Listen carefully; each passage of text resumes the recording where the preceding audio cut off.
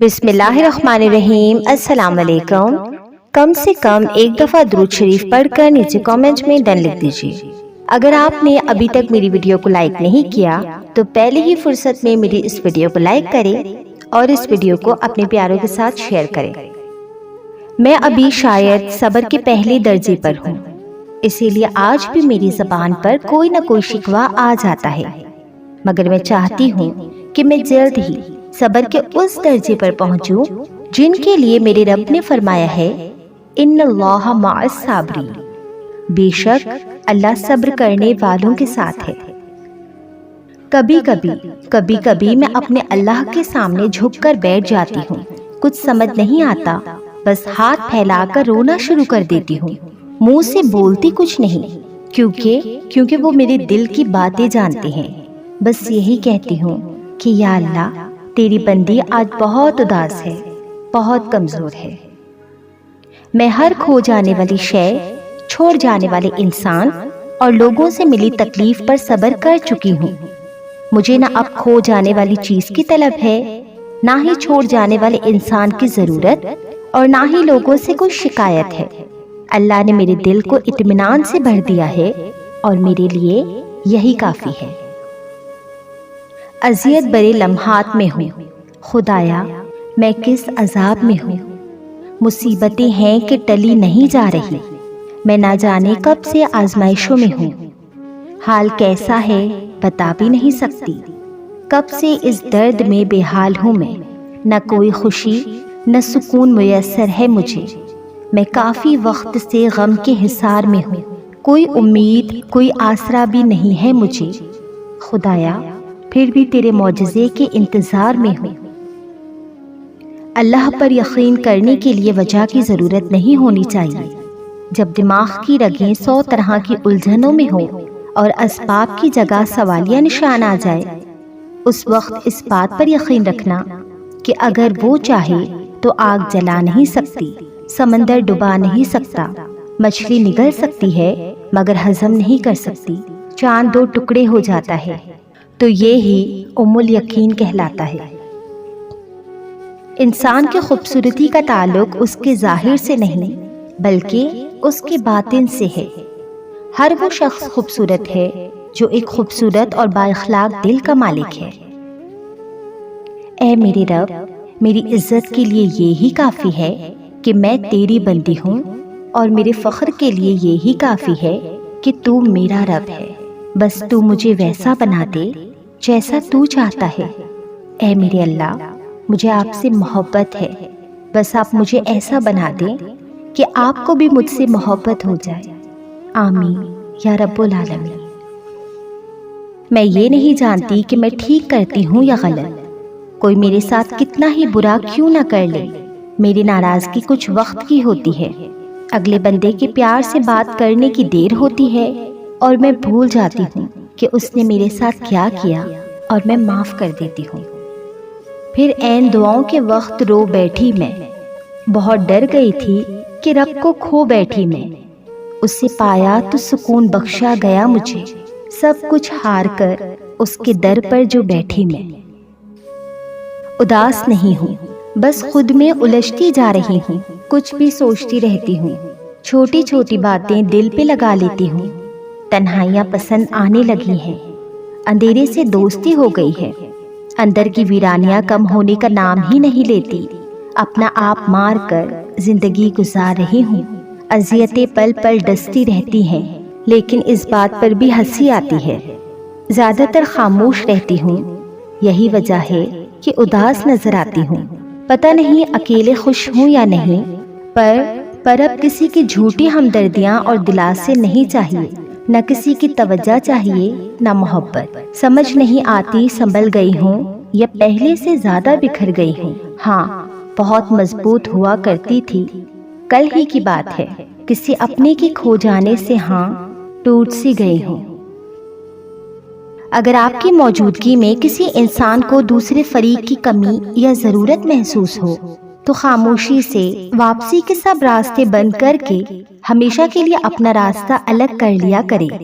میرا یقین مانے، کچھ بھی کر کے آپ اس شخص کے لیے پورے نہیں پڑ سکیں گے، اس کے ساتھ ٹھہرنا خود اپنی بے عزتی کروانے جیسا ہوگا۔ تم کیوں بھول جاتے ہو کہ جس شخص کی حقیقت اللہ تم پر ظاہر کر دیتا ہے اس کی حقیقت کبھی نہیں بدل سکتی، اور جس سے تکلیف کے سوا کچھ نہ ملے وہ کیسے تمہارے حق میں بہتر ہو سکتا ہے؟ میں اچھے لباس، خوبصورت چہروں، اونچے سٹیٹس والے لوگوں سے مرعوب نہیں ہوتی، میں ان لوگوں سے مرعوب ہوتی ہوں جو ایمان میں مجھ سے زیادہ ہوں، جو اللہ سے شدید محبت کرتے ہوں، جن کے عمل مضبوط ہوں۔ رشک آتا ہے مجھے ایسے لوگوں پر جن کا بھروسہ اللہ کی ذات پر خود سے بھی زیادہ ہو۔ مجھے ایسے لوگ آئیڈیل لگتے ہیں جنہیں دیکھ کر اللہ کی یاد آ جائے۔ اللہ تعالیٰ جانتا ہے کہ آپ کو کوئی راستہ نظر نہیں آ رہا اور آپ اپنے دکھی دل کے ساتھ ایمان کی روشنی لیے چلتے جا رہے ہیں۔ وہ جلد ہی آپ کی زندگی میں صبح کر دے گا انشاءاللہ۔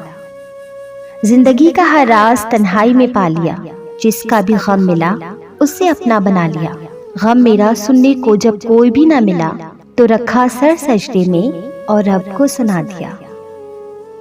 اللہ تو سب کا ہے، لیکن جب اس کے آگے سجدہ ریز ہوتے ہیں تو ایسے لگتا ہے جیسے اللہ صرف میرا ہے، صرف وہ مجھے دیکھ رہا ہے، صرف وہ مجھے سن رہا ہے، صرف میں اور اللہ ہے۔ اور ایسا تب ہوتا ہے جب صرف سجدہ نہیں بلکہ سجدہ محبت ادا کیا جائے۔ اللہ تمہیں اتنا صبر دے کہ تمہارا دل ہر حال میں مطمئن رہے۔ اللہ تمہیں اتنا مضبوط بنائے کہ کوئی بھی تمہیں توڑ نہ سکے۔ اللہ تمہیں اتنا اپنے قریب کر لے کہ کسی اور کی تمہیں ضرورت نہ پڑے۔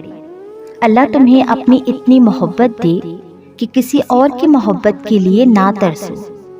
اللہ تمہیں دنیا کی اتنی سمجھ عطا کرے کہ تم اس کے ہر فیصلے پہ راضی ہو جاؤ۔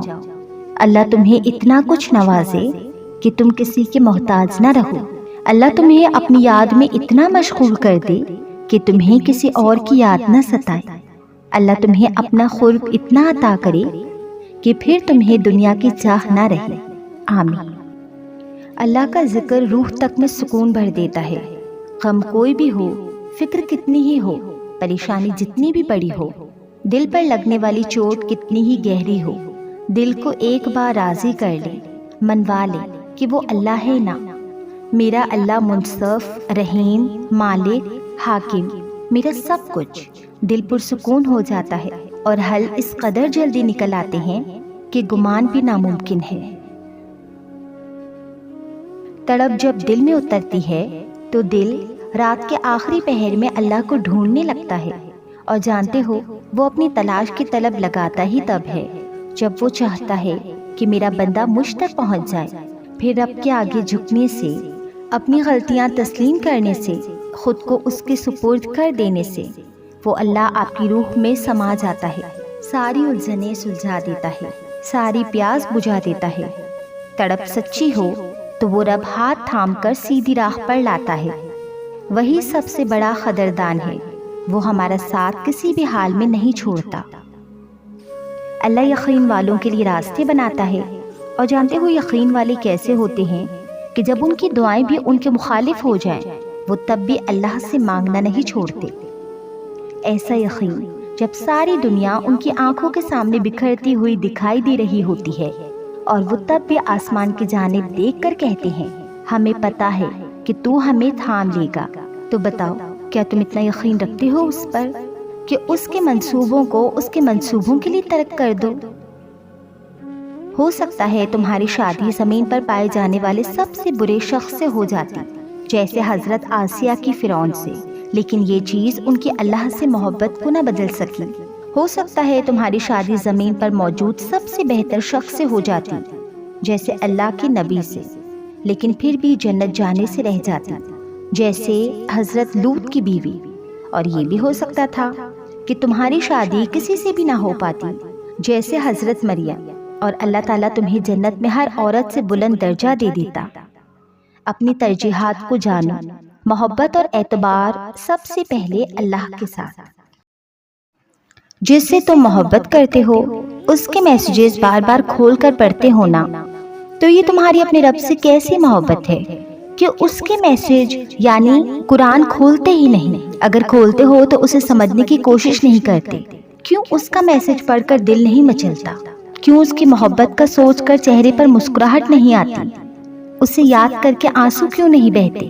اس سے ملاقات کے لیے دل کیوں بے چین نہیں ہوتا؟ یہ کیسا دعویٰ ہے تمہاری اس سے محبت کا؟ اور انسان تو کتنا بے وفا ہے، پل پل جس کا محتاج ہے، اسی سے منہ موڑ کر بھاگ رہا ہے، اسی سے منہ موڑ کر بھاگ رہا ہے، حالانکہ تو جانتا بھی ہے کہ تو گھوم کر اسی کے سامنے آتا ہے، اسی سے ملاقات ہونی ہے۔